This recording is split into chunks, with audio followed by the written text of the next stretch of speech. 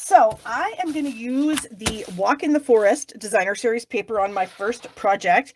This, in case you guys did not know, is a designer series paper in the very beginning of the holiday catalog. And $3 from the sale of every pack of this paper is going to Toys for Tots in the United States. So if you haven't gotten this paper, you should. It's amazing.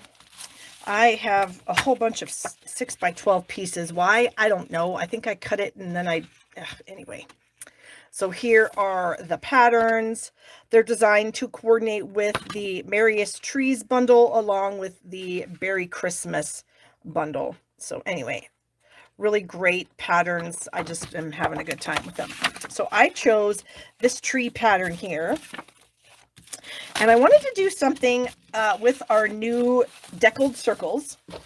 So in case you didn't know, the Deckled circles are in the catalog. They're like they're in the corner of one of these pages. Yes, they are. So they're on page 63. There's a whole bunch of these things. There's 14 of them in the package. And like the last 4 of them are pretty big. So I wanted to try something with maybe a partial circle. So that's what we're going to do for this particular card. I took a 3 3/4 by 5-inch piece of the designer series paper, this piece here with the trees and the stripes on the back. And this is the 4th circle from the outside, so the 4th largest Deckled circle. And I put it on my paper, you can see, pretty close to the top, and then clear over to the edge. And I ran it through my Stampin' Cut and Emboss machine. I did use a couple pieces of Post-it tape just because I wanted to make sure that it stayed where I wanted it to stay. So now what I'm going to do is I'm going to cut this. So I'm not going to cut it to the point where I'm going to be a crazy person and have it be exact, but I'm just going to kind of chop it. So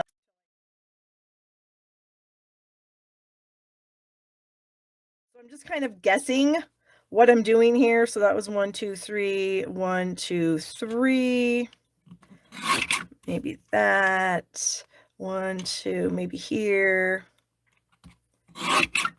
And then again, we're just going to actually, I think I'm going to put it this way so I can line this up so that it stays straight, if that makes any sense. And here's a 3/4 inch mark, and we'll try that. So, and again, I'm keeping them in order like a puzzle because for some reason, I've been making puzzly cards now for, I swear, weeks and weeks and weeks. I can't stop. Some kind of puzzly card where you cut the paper and you leave it all together. So I'm using Pretty Peacock as my card base. And then I also have a layer of Pretty Peacock. And this layer I ran through my Stampin' Cut and Emboss machine with the Snowflake Sky 3D embossing folder, just to add a little bit more texture, a little more interest to the card. Okay. So we are going to take these pieces and we're going to stick them on. And I'm mostly concerned about this edge right here being flush with the edge of my cardstock. We're going to, of course, leave a little bit of space in between each piece.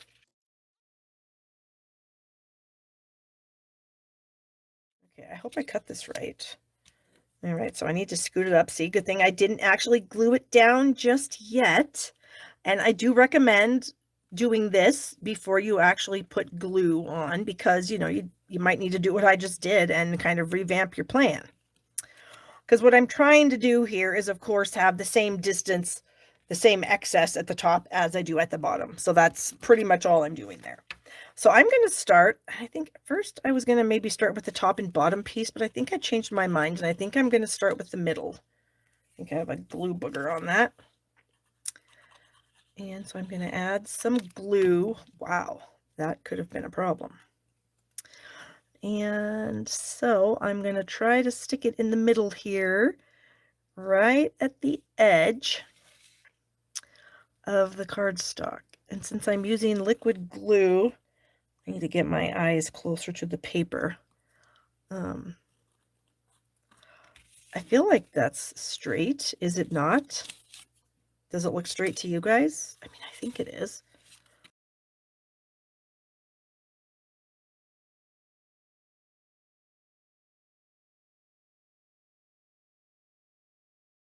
All right, here we are at the bottom.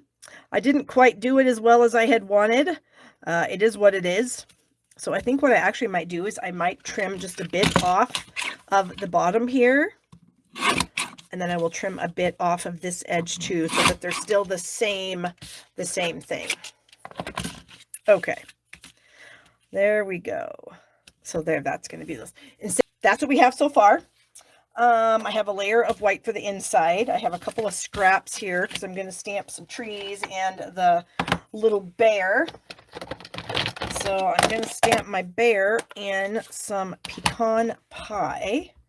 So we're going to ink up the bear. And I'm going to stamp it, I think, like this. And then the baby. And we'll stamp the baby up here in that little space right there. And then I have the tree stamps here. I'm going to ink up the tree, both trees, the more bold tree. I'm going to stamp off one time, and then I'm going to stamp it on my layer of garden green. This is also garden green ink. And then I have this detailed tree that I'm just going to kind of stamp over. And you know what? Actually, I'm going to read. Oh, that could have been so bad. I'm going to start this over because I actually want the detailed piece first. It's easier for me to look through and see where the detailed piece is. There we go. So I'm going to need 2 of those trees, but the magic of TV, I've already cut those out. And here they are. So I've got 2 trees and a baby bear. The big bear, I of course will bring in my bear punch. And we will get this cropped out here. There we go. So we have mama bear, baby bear, 2 trees. Get all those on. I also have a strip of Pretty Peacock. And I'm going to do some heat embossing on this. So I've got my little Embossing Additions toolkit. So I'm going to add some of the Embossing Buddy to my strip. That's a 1/2-inch strip, if I didn't already say that. And I've got the Merry Christmas sentiment that's in the stamp set. Okay. And this bear set, everybody loves it. It's just so cute. And there's just, you can just keep using it and using it and using it. All right, let's see if we can get this stamped on here. It's going to be pretty tight, but I think it's fine. And then we will dump some embossing powder on it. And hopefully, since we did rub our Embossing Buddy over it, it will, the embossing powder will not stick where we don't want it. Okay. And then I would heat set that, and I have already done that. So this is white, and I could, of course, use my cross-lock tweezers for that. So we have our sentiment, we have our trees, we have our bears. So here's my thought process. I'm going to add my trees, and you can see, since I'm going to put my trees and my bears and everything on, no one's going to see that I screwed that up. No one's going to notice. But I think, you know what I'm going to do? I think I'm going to cut this tree a wee bit because I feel like it's too long. I don't want it quite that tall. So we'll put the tree behind the bear and then the baby. So the mama and the baby are kind of walking through the trees. Maybe behind that tree we could do that. And my sentiment piece are about right there. So I'm going to scooch these down a little bit. And so I'm going to do something like this is my plan. So I think that I'm going to use some mini dimensionals. Ooh, you know what? Hold on. Here's a fun trick if you guys don't know about this trick. I'm kind of using my bone folder to curl that end just a little bit. Then I am going to curl the mid, let's see, we're going to go.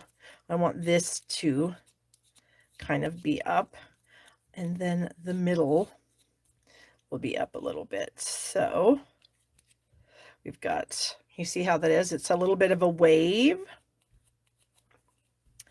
And that's kind of fun, just as a little bit of interest on a project, I feel like. So now I'm going to put my dimensionals on the bumps. And of course, if you have to mail this to somebody, it might get flattened, but it might not. I mean, it might pop back into place. We don't know. There. Okay.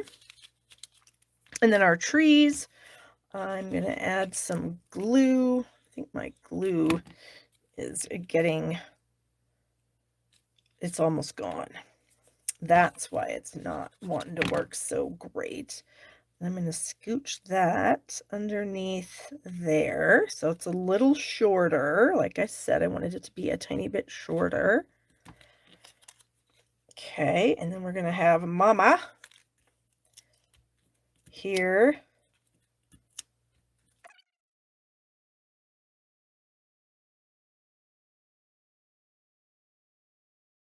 Maybe baby will go like that.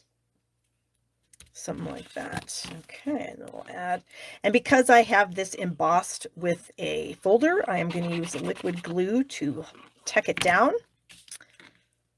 There we go. Now I have some gems. I kind of thought I would use, what are these called? Adhesive backed sparkle gems. They're in the big catalog. And I kind of thought that I would use these kind of brownish ones because they kind of matched my bears, my little bear friends. So I feel like there's some white space right here just begging for a gem. And excuse me, and then maybe over here. Maybe something like that. Okay. Then we have to do something with the inside. And I think we're going to use the Christmas is better together sentiment out of here because, of course, we have Mama and Baby there. So, yes, Christmas is better together. If you can get your family around you, I feel like that is the best time. That's pretty much the only time I ever see my baby brother is at Christmas. He typically will come here, which has always been amazing because my kids love him. He's fun Uncle Tom because he always brings silly toys. And most of the reason he brings the silly toys is because he wants to play with them. Yeah. So he'll bring like little crafting kits, like make erasers or just all kinds of things that he finds. Typically, he used to find them after Christmas, like at Target and stuff, Christmas crafting kits. And he would buy them at 50% off. And then he wraps them up.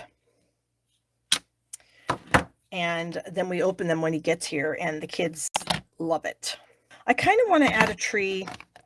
So let me see here how I want to do this. I think I'm just going to go for it. All right, so I'm going to stamp it off again, and I think I'm just going to kind of maybe do it like this. That's legal, isn't it?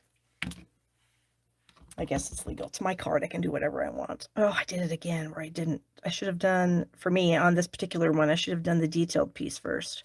I didn't. I think it's still going to work. Okay. So let me add this to the inside of the card. Whoops. And then it's done. So if you guys have your deckled circles, go ahead and get them out. And I mean, if you wanted to be really particular about how you cut the strips, you could. I just don't really think it matters that much. I think once you decorate, even like you can see, I have this little flaw here, but I don't know as though anybody that I gave this card to would see, they would not notice that. So there it is. That actually turned out so cute. I'm pretty happy with that. Oh, and I was doing some testing, so I'll share my testing with you guys. This is just a standard card base, 4 1/4 by 5 1/2.